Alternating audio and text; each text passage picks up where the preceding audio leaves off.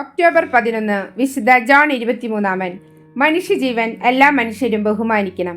അതിന്റെ തുടക്കം മുതൽ തന്നെ അത് ദൈവത്തിന്റെ സൃഷ്ടിപരമായ കൈ വെളിപ്പെടുത്തുന്നു. വിശുദ്ധ ജോൺ 23 1851 നവംബർ 25 ഇറ്റലിയിലെ ബെർഗാമോ രൂപതയിൽപ്പെട്ട സോട്ടോയിലായിരുന്നു ഏഞ്ചലോ ഗ്യൂസപ്പെ റോൺകാലി എന്ന വിശുദ്ധ ജോൺ 23 ജനനം. പാട്ടവ്യവസ്ഥയിൽ കൃഷി ചെയ്ത് ജീവിച്ചിരുന്ന കുടുംബമായിരുന്നു അദ്ദേഹത്തിൻ്റെത്.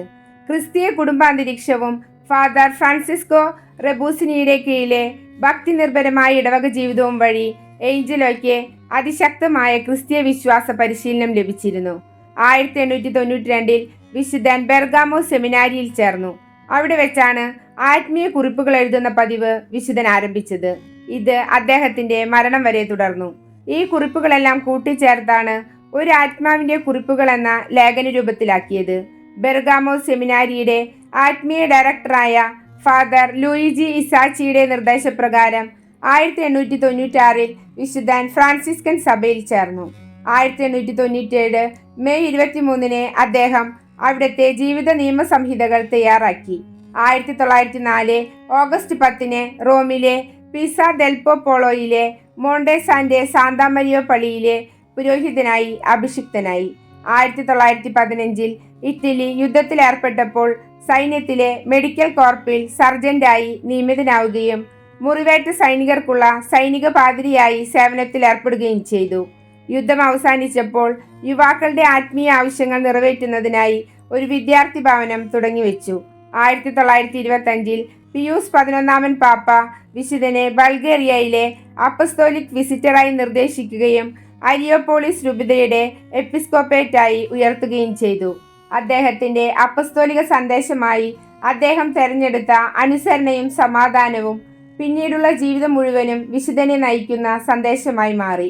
ഓർത്തഡോക്സ് സഭയും ഇസ്ലാമിക ലോകവുമായുള്ള അദ്ദേഹത്തിന്റെ ബഹുമാനത്തോടെയുള്ള ഇടപഴകലും സംഭാഷണ രീതിയും വളരെയേറെ ശ്രദ്ധിക്കപ്പെട്ടു.